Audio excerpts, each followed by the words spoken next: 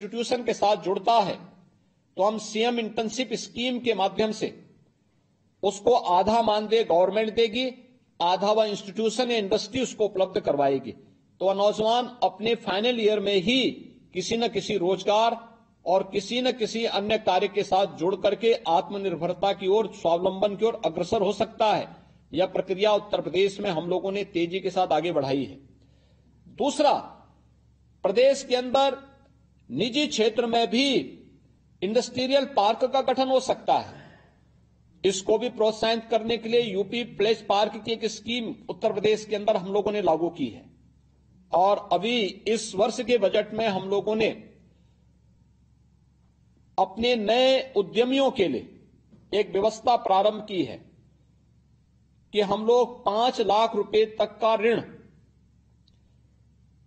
ब्याज मुक्त ऋण उपलब्ध करवाने का कार्य करेंगे युवा उद्यमियों को, जो एक निश्चित प्रशिक्षण के साथ प्रदेश के अंदर जुड़ते हैं, और उनको हम इस कार्यक्रम के साथ जोड़ने जा रहे हैं। प्रतिवर्ष 1 लाख उद्यमियों को, युवा उद्यमियों को इसके साथ हम जोड़ने जा रहे हैं। यह एक नई स्कीम है।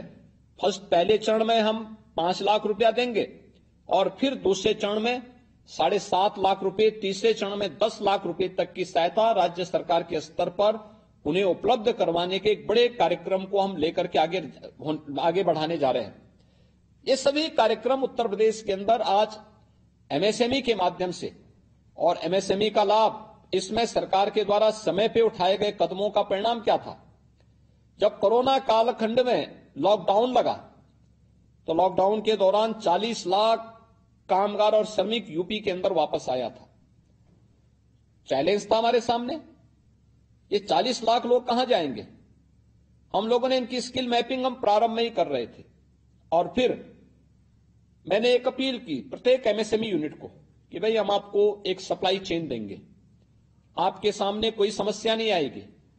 कोरोना से बचने के लिए भी हम सभी प्रकार के आपके लिए उपाय करेंगे, लेकिन मेरी आपसे अपील होगी कि 1 या 2 लोगों को, जो एक कामगार और श्रमिक आए हैं, इनको कार्य मिलना चाहिए। इनको अपने यहां लेकर के इनकी प्रतिभा का उपयोग करिए। और मुझे बताते हुए प्रसन्नता है कि अधिकतर कामगार और श्रमिक उत्तर प्रदेश के एमएसएमई यूनिट में ही उनका समायोजन हुआ। वे आज भी वहां सफलतापूर्वक कार्य कर रहे हैं। ये मॉडल भी उत्तर प्रदेश ने दिया और वह कार्य सफलतापूर्वक उत्तर प्रदेश कोरोना कालखंड में, कोरोना जैसी महामारी से आदरणीय प्रधानमंत्री जी की प्रेरणा, उनके मार्गदर्शन में हम लोगों ने सफलतापूर्वक इस महामारी का सामना भी किया। लेकिन किसी को बेरोजगार भी नहीं होने दिया। उद्यम हमारे चलते रहे।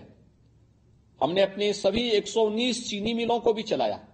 आज उत्तर प्रदेश का चीनी उद्योग पूरी तरह 2017 के पहले जो एक प्रकार का बीमार सा हो चुका था, बंदी की कगार पर था। न केवल चीनी उद्योग आज आत्मनिर्भर है, बल्कि उत्तर प्रदेश भी सरकार के द्वारा समय समय पर उठाए गए कदमों के कारण आज बीमारू राज्य की श्रेणी से ऊपर उठ करके एक स्वावलंबी राज्य के रूप में, रेवेन्यू सरप्लस स्टेट के रूप में अपने आप को स्थापित करने में सफल हुआ। आज उत्तर प्रदेश में हमारे पास सुरक्षा का बेहतर मॉडल है। हमने टेक्नोलॉजी का बेहतर उपयोग किया, एमएसएमई के क्लस्टर को प्रोत्साहित किया। परिणाम है, जिस उत्तर प्रदेश में लोग पहले आना नहीं चाहते थे, आज उस उत्तर प्रदेश में औद्योगिक निवेश के बेहतरीन प्रस्ताव प्राप्त हो रहे हैं। हम लोगों ने फरवरी 2023 में अपना प्रदेश का ग्लोबल इन्वेस्टर समिट आयोजित किया था, और मुझे बताते हुए प्रसन्नता है, मुझे याद है 2018 में जब हम अपना इन्वेस्टर समिट आयोजित कर रहे थे, तब जब मैं अपनी टीम के साथ बैठा था तो मैंने उस समय उनसे पूछा था, अभी आपका लक्ष्य क्या है। तो 2018 में जो टीम यूपी की मुझे कहती थी कि साहब 20,000 करोड़ का निवेश आएगा। मैंने उस समय उनको शांत किया था। मैंने कहा 20,000 नहीं, हमारा लोअर जो टारगेट होगा वह 2 लाख करोड़ का कम होना चाहिए, और फिर हम उसको आगे बढ़ाने का प्रयास करें। आज उसी उत्तर प्रदेश में जब 23 में हम इन्वेस्टर समिट करते हैं तो हमें 40 लाख करोड़ रुपए के निवेश के प्रस्ताव प्राप्त होते हैं। और 40 लाख निवेश के प्रस्ताव, यानी आप सोच सकते हैं कि इससे हम 1 करोड़ 30 लाख से अधिक नौजवानों को सीधे सीधे उत्तर प्रदेश के अंदर नौकरी देने में सफल हो सकते हैं। और हमारे सारे कार्यक्रम उसी दिशा से आगे बढ़ने जा रहे हैं, जिनमें से पहले ग्राउंड ब्रेकिंग का कार्यक्रम 19 फरवरी को आदरणीय प्रधानमंत्री जी के कर कमलों से होने जा रहा है, जिसमें 10 लाख करोड़ रुपए से अधिक के निवेश के प्रस्तावों का भूमि पूजन का कार्यक्रम एक साथ उत्तर प्रदेश के अंदर होने जा रहा है। प्रदेश ने परंपरागत हस्तशिल्पी और कारीगरों की, जिनकी ताकत का एहसास लोग नहीं कर पाते थे, गांधी जी के ग्राम स्वराज की परिकल्पना को वे साकार करते थे, लेकिन उनको हम लोगों ने किन कारणों से उपेक्षित छोड़ दिया था। हमने 2019 में उनकी मैपिंग करवा ली थी, उनकी ट्रेनिंग, उन्हें टूल किट देने की व्यवस्था, और आज मुझे बताते हुए प्रसन्नता है कि लगभग 1 लाख जो परंपरागत हस्तशिल्पी और कारीगर थे, उनकी ट्रेनिंग के कार्यक्रम के साथ साथ उन्हें पीएम मुद्रा योजना के साथ साथ अन्य तमाम योजनाओं के साथ जोड़ने और उन्हें आत्मनिर्भरता के साथ आगे बढ़ाने का कार्य प्रदेश के अंदर किया गया। पीएम विश्वकर्मा की योजना, ये वही योजना है जिसमें हम अपने इन हस्तशिल्पी और कारीगरों को प्रोत्साहित करने का कार्य कर रहे हैं। आज परिणाम है, उत्तर प्रदेश में तेजी के साथ उत्तर प्रदेश के परंपरागत उद्यम को भी हमें प्रोत्साहित करने के साथ साथ उत्तर प्रदेश का एक्सपोर्ट बढ़ा है। तो पहले 80 से 86 हजार करोड़ तक मात्र था।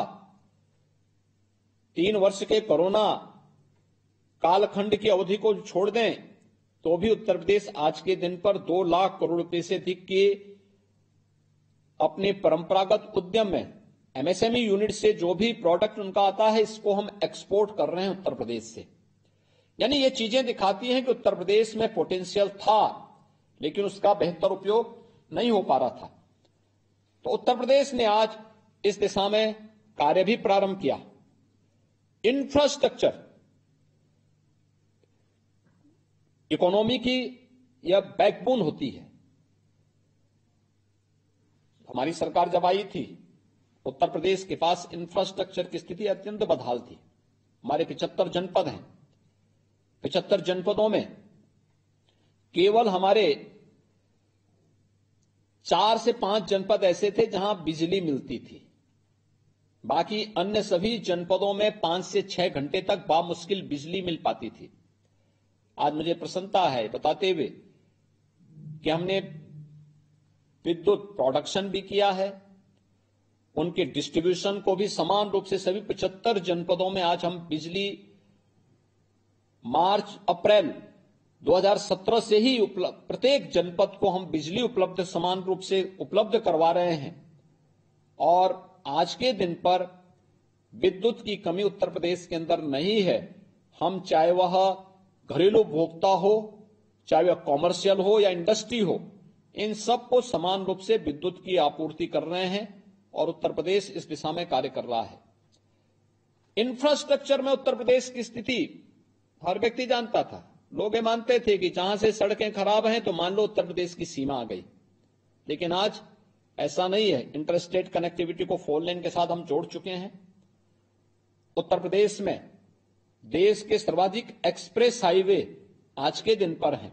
पूर्वांचल एक्सप्रेसवे हमारा क्रियाशील हो चुका है, जो प्रदेश की राजधानी को पूर्वी उत्तर प्रदेश के अंतिम छोर तक जोड़ता है। बुंदेलखंड एक्सप्रेसवे 2022 में आदरणीय प्रधानमंत्री जी के कर कमलों से अभी लोकार्पित हो चुका है, राष्ट्र को समर्पित किया जा चुका है, जो बुंदेलखंड के सभी जनपदों को जोड़ते हुए आगे बढ़ता है। प्रदेश के अंदर गोरखपुर लिंक एक्सप्रेसवे युद्ध स्तर पर कार्य चल रहा है। बलिया लिंक एक्सप्रेसवे पे कार्य चल रहा है। लखनऊ कानपुर एक्सप्रेसवे, इस पर युद्ध स्तर पर कार्य चल रहा है। गंगा एक्सप्रेसवे जो मेरठ को प्रयागराज से जोड़ता है, लगभग 600 किलोमीटर का यह एक्सप्रेसवे, यह प्रयागराज कुंभ 2025 के पहले पहले हमारा प्रयास है कि हम इसको राष्ट्र को समर्पित करवाएं, और इस पर भी युद्ध स्तर पर कार्य वर्तमान में चल रहा है। प्रदेश के अंदर 12 लेन का एक्सप्रेस हाईवे दिल्ली मेरठ को जोड़ चुका है। मेरठ की स्थिति इस एक्सप्रेस हाईवे के बनने के पूर्व मेरठ से दिल्ली की दूरी तय करने में 3-3.5 घंटे लगते थे। आज मात्र 45 मिनट में आप इस दूरी को तय कर सकते हैं। देश की पहली रैपिड रेल दिल्ली मेरठ के बीच में आदरणीय प्रधानमंत्री जी के कर कमलों से प्रारंभ हो चुकी है। आज देश के अंदर सबसे अधिक शहरों में मेट्रो का संचालन उत्तर प्रदेश के अंदर हो रहा है और देश का पहला इनलैंड वाटरवे वाराणसी हल्दिया के बीच में प्रारंभ हो चुका है। इनलैंड वाटरवे अथॉरिटी का गठन हम उत्तर प्रदेश में कर चुके हैं। अयोध्या को भी इनलैंड वाटरवे के साथ जोड़ने की कार्रवाई उत्तर प्रदेश तेजी के साथ आगे बढ़ाने की दिशा में कार्य कर रहा है। उत्तर प्रदेश एक और जहां इन सभी बेहतर इंफ्रास्ट्रक्चर के लिए आज जाना जा रहा है, एयर कनेक्टिविटी को हमने बेहतर किया है। 2017 में जब हमारी सरकार आई थी तो मात्र 2 एयरपोर्ट हमारे पूरी तरह क्रियाशील थे और आज उत्तर प्रदेश में 4 इंटरनेशनल एयरपोर्ट हैं। 5वां इंटरनेशनल एयरपोर्ट हम बहुत शीघ्र लेके आने वाले हैं। अयोध्या में इंटरनेशनल एयरपोर्ट हो चुका है। कुशीनगर में इंटरनेशनल एयरपोर्ट पहले से कार्यरत हो चुका है। जेवर में बहुत शीघ्र नए इंटरनेशनल एयरपोर्ट के साथ बहुत शीघ्र 10 नए एयरपोर्ट उत्तर प्रदेश के अंदर हम फंक्शनल करने जा रहे हैं, जिन पे वायु सेवा हम दे देंगे। इनका कार्य पूरा हो चुका है और आज मैं कह सकता हूं कि लगभग 21 डोमेस्टिक एंड इंटरनेशनल एयरपोर्ट के साथ उत्तर प्रदेश देश के अंदर बेहतरीन एयर कनेक्टिविटी के लिए आज जाना जाएगा। डेडिकेटेड फ्रेट कॉरिडोर के लिए भी लॉजिस्टिक की जो अनंत संभावनाएं यूपी के अंदर होनी चाहिए। अनेक रोजगार के सृजन के माध्यम बनेंगे। सर्विस सेक्टर में हमारे पास जो अनेक संभावनाएं हैं, इन संभावनाओं को आगे बढ़ा रहे हैं। खेती किसानी पर तो ध्यान दिया जाना चाहिए था। यूपी में तो आप सब जानते हैं हमारे पास पर्याप्त जल संसाधन भी है, अत्यंत उर्वरा भूमि भी है, लेकिन किसान उपेक्षित था, आत्महत्या कर रहा था। इसी उत्तर प्रदेश में 2014 के पहले आत्महत्या करता था, 2017 के पहले भी लोगों आत्महत्या करने के लिए मजबूर थे। आज परिणाम क्या है? कृषि विकास की दर को पिछले 6 वर्ष के अंदर 3 गुना से अधिक बढ़ाने में उत्तर प्रदेश को सफलता प्राप्त हुई। इस दौरान प्रधानमंत्री कृषि सिंचाई योजना के माध्यम से उत्तर प्रदेश के अंदर हम लोगों ने लगभग 23 लाख हेक्टेयर लैंड को अतिरिक्त सिंचाई की सुविधा उपलब्ध करवाई। किसान को टेक्नोलॉजी के साथ जोड़ने का प्रयास हुआ। नेचुरल फार्मिंग और ऑर्गेनिक फार्मिंग को बढ़ावा दिया। उनके सर्टिफिकेशन की कार्रवाई को तेजी के साथ आगे बढ़ाया। आज परिणाम हमारे सामने है। उत्तर प्रदेश के अंदर आप देखते होंगे, जिस उत्तर प्रदेश में किसान अपने गन्ने के खेत में आग लगाता था, मैं एक दिन गन्ना किसानों को हुए गन्ना मूल्य के भुगतान की ही मैं देख रहा था। मुझे बताते हुए आश्चर्य होगा कि 22 वर्ष में उत्तर प्रदेश के गन्ना किसानों को 2,03,000 करोड़ रुपए का भुगतान हुआ और हमारी सरकार ने गत 6.5 वर्ष के अंदर गन्ना किसानों को 2,35,000 करोड़ रुपए का गन्ना मूल्य का भुगतान मात्र 6.5 वर्ष के अंदर किया, जो 22 वर्ष के अंदर जितना नहीं हो पाया था उससे अधिक सरकार ने मात्र 7 वर्ष में गन्ना किसानों के अंदर प्रधानमंत्री मोदी जी के इस संकल्प को ये साकार करता है कि किसानों की आमदनी को दुगना करने के लक्ष्य को प्राप्त करने में कैसे राज्य सरकार सहायक हो सकती है। ये गन्ना किसानों के क्षेत्र में है। प्रोक्यूरमेंट की अपनी पॉलिसी लाई गई। प्रदेश के अंदर आज लागत का 1.5 गुना एमएसपी किसानों को प्राप्त हो रहा है।